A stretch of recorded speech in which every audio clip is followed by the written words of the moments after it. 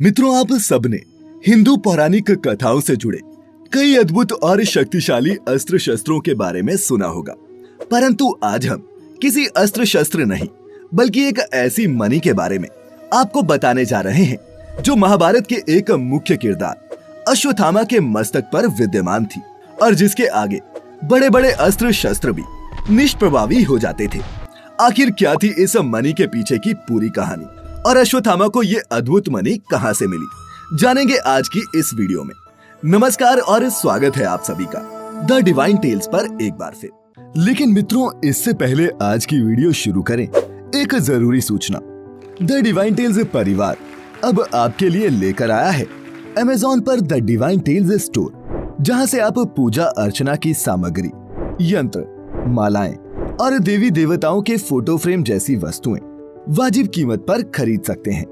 20% extra discount के लिए आप जा सकते हैं shop.thedivinetales.com पर। कूपन कोड आपको नीचे डिस्क्रिप्शन में मिल जाएगा, तो आज ही विजिट करें नीचे दिए हुए लिंक पर और घर बैठे बैठे मन की शांति पाएं। मित्रों, संपूर्ण महाभारत 18 अलग अलग पर्वों में विभक्त है। इसी के सौप्तिक पर्व में अश्वत्थामा की मणि का प्रसंग मिलता है। महाभारत से कुछ वर्ष पहले की बात है। गुरु द्रोणाचार्य अपनी पति कृपि संग भ्रमण करते हुए हिमालय पहुंचे। वहां पर रुककर दोनों ने तमसा नदी के निकट भगवान शिव को प्रसन्न करने के लिए वहां स्वयं से उत्पन्न हुए एक शिवलिंग, जिसका नाम तपेश्वर था, की कड़ी तपस्या की। उनकी इस कठिन तपस्या को देखकर एक दिन भगवान शिव प्रकट हुए और वरदान दिया कि आज से कुछ समय बाद आपको एक तेजस्वी पुत्र की प्राप्ति होगी, जिसमें मेरा अंश रहेगा। फिर कुछ समय बाद द्रोणाचार्य की पत्नी कृपि ने एक तेज पुरुष को जन्म दिया। जन्म लेने के तुरंत बाद उस शिशु के कंठ से हिनहिनाने की ध्वनि हुई, जिस कारण इस बालक का नाम अश्वत्थामा रखा गया। और मित्रों, जन्म के समय से ही अश्वत्थामा के माथे पर एक दिव्य और अद्भुत मणि विद्यमान थी, जो उसे दैत्य, दानव, शस्त्र, व्याधि, देवता, नाग आदि से निर्भय रखती थी। इस मणि के कारण ही उस पर किसी भी अस्त्र शस्त्र का असर नहीं हो पाता था। मित्रों, अश्वत्थामा के पिता द्रोणाचार्य ने कौरवों और पांडवों दोनों को शिक्षा दी, लेकिन महाभारत के युद्ध के समय द्रोणाचार्य ने कौरवों का साथ दिया। इसका एक प्रमुख कारण दुर्योधन और अश्वत्थामा की मित्रता थी। महाभारत के युद्ध के समय अश्वत्थामा कौरव पक्ष के सेनापति थे और इस युद्ध में अश्वत्थामा ने अपने पराक्रम का जो प्रदर्शन किया था, उससे हर कोई अचंभित हो गया था। जहां एक तरफ अश्वत्थामा ने पांडव पक्ष के द्रुपद कुमार, बलानीक, घटोत्कच के पुत्र अंजन पर्वा, जयानीक आदि का वध कर दिया था, वहीं द्रोणाचार्य ने भी पांडव सेना को बहुत परेशान किया। इन दोनों पिता पुत्र की जोड़ी से पांडव खेमे में हड़कंप मचा हुआ था।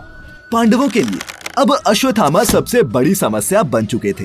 वो समझ चुके थे कि जब तक ये दोनों हैं, तब तक कौरवों को पराजित करना असंभव है। पांडवों को हारता हुआ देख श्री कृष्ण ने युधिष्ठिर से कहा, आप ये झूठ फैलाइए कि अश्वत्थामा मारा गया।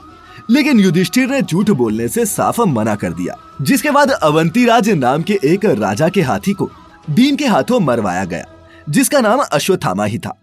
द्रोणाचार्य ने इस बात की सत्यता को जानने के लिए युधिष्ठिर से पूछा, क्योंकि युधिष्ठिर कभी झूठ नहीं बोलते थे, और उन्होंने उत्तर में कहा, हाँ, अश्वत्थामा मारा गया। लेकिन हाथी अश्वत्थामा मारा गया बोलते ही श्री कृष्ण जी ने शंखनाद कर दिया, जिस वजह से द्रोणाचार्य आगे की बात न सुन पाए। इतना सुनते ही द्रोणाचार्य ने दुखी होकर अपने हथियार नीचे रख दिए और गुरु द्रोण को निहत्था जानकर द्रौपदी के भाई धृष्टद्युम्न ने तलवार से उनका वध कर डाला। गुरु द्रोण की हत्या हो जाने के बाद पांडवों की जीत मानो निश्चित ही थी, लेकिन पिता की इस प्रकार की गई हत्या से अश्वत्थामा तिलमिला उठा और उसके अंदर प्रतिशोध की ज्वाला भड़क उठी। इसी प्रतिकार की भावना में अश्वत्थामा ने युद्ध के सारे नियमों को ताक पर रखते हुए पांडवों के खेमे में घुसकर द्रौपदी के सोते हुए 5 पुत्रों और धृष्टद्युम्न का वध कर डाला। अश्वत्थामा के इस कृत्य की घोर निंदा हुई और जब ये बात द्रौपदी को पता चली तो उसने पांडवों को अश्वत्थामा को लाने के लिए कहा। द्रौपदी का विलाप सुनकर अर्जुन ने अश्वत्थामा का सर काट डालने की प्रतिज्ञा की।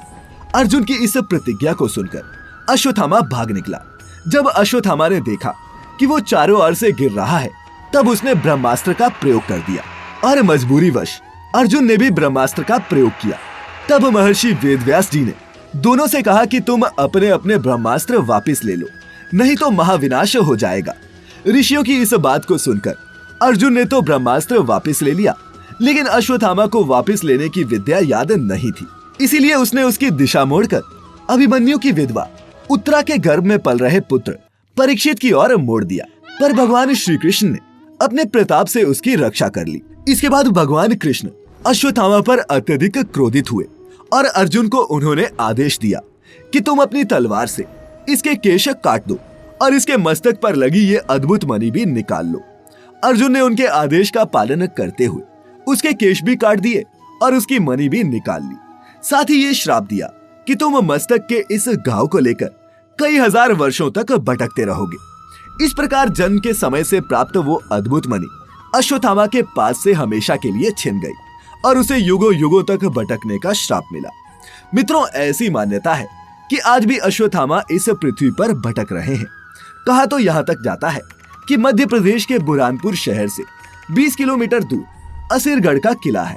इस किले में एक शिव मंदिर है जहाँ प्रतिदिन सुबह अश्वत्थामा पूजा करने के लिए अभी तक आते हैं।